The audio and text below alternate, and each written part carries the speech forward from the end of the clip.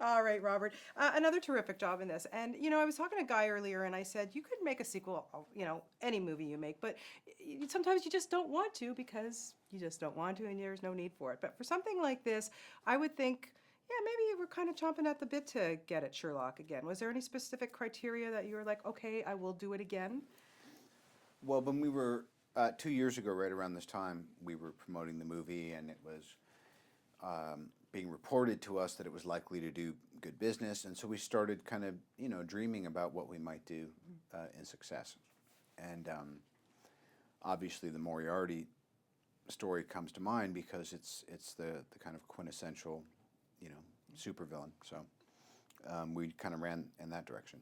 And what was it like to work with somebody like Jared Harris? Because I thought you guys worked so well opposite each other.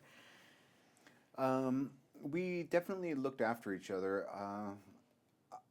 I think it.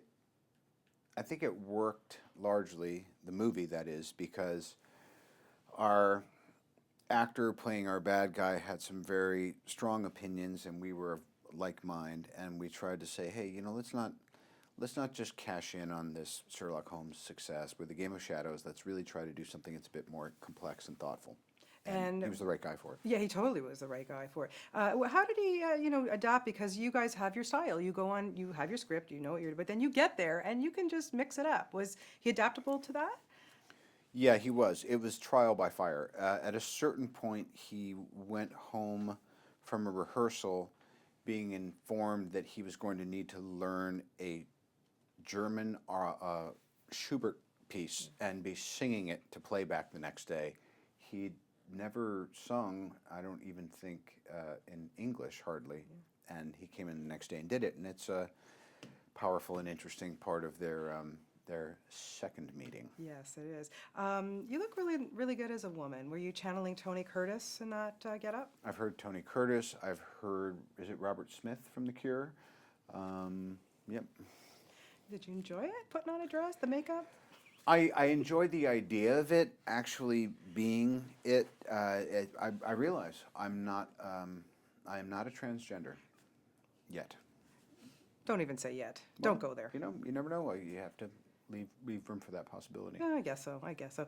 What is it a bit with you and Jude now? Of course, you guys are just like you can finish each other's sentences. I think you stepped it up so much, the two of you, in this that I didn't want to not see any scenes with the two of you. It was so good. What is it about the two of you guys? I think we both. First of all, he has a work ethic that is just beyond imagination, and he's very open, and he's very, very smart, and he thinks like a writer, and he's, there's something just so kind of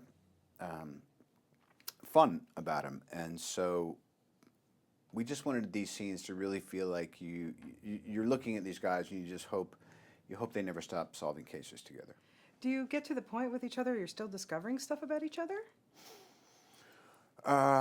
Sure. I mean, with Holmes and Watson, that's how it is during the course of the stories.